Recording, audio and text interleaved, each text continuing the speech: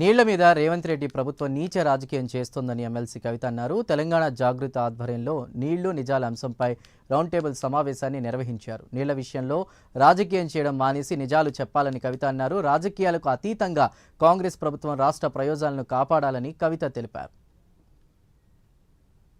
రాజకీయాలకు అతీతంగా నీటిని కాపాడుకోవాల్సినటువంటి అవసరం ఉంది.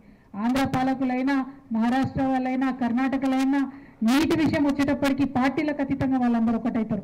ఇవాళ మనం అట్లా కావాల్సినటువంటి అవసరం ఉంది. కాబట్టి ఆ తీర్మానాలను నేను క్విక్గా చదివేసి ఈ సమావేశాన్ని ముగించుకుందాం.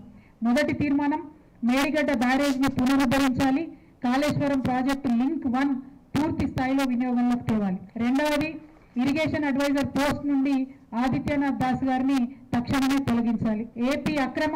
మూడవ తీర్మానం, ఏపీ అక్రమంగా నిర్మిస్తున్న పోలవరం బనకచెర్ల అదే గోదావరి కృష్ణ పెన్నా లింక్ ప్రాజెక్ట్ ఏదైతే ఉందో దాని మీద అపెక్స్ కౌన్సిల్ సమావేశం ఏర్పాటు చేయాలని కోరుతూ కేంద్ర ప్రభుత్వానికి తక్షణమే రాష్ట్ర ప్రభుత్వం లేఖ రాయాలని చెప్పి మేము డిమాండ్ చేస్తా ఉన్నాం. కృష్ణా ట్రిబ్యునల్లో తెలంగాణకు basin catchment command area drought prone area ప్రాతిపదికన 575 టీఎంసీల నికర జలాల సాధించేలా సమర్థ వాదనలు వినిపించాలని చెప్పి మేము ప్రభుత్వాన్ని డిమాండ్ చేస్తా ఉన్నాం. పోలవరం నుండి కృష్ణా డెల్టాకు మళ్ళిచ్చే గోదావరి జలాలకు బదులుగా నాగార్జున సాగర్కు ఎగువన 80 టీఎంసీల కృష్ణా నికర జలాల వినియోగానికి బచావత్ ట్రిబ్యునల్ పరమైన రక్షణలు తెలంగాణకు ఉన్నాయి. అందులో తెలంగాణకు 45 టీఎంసీలు దక్కుతాయి.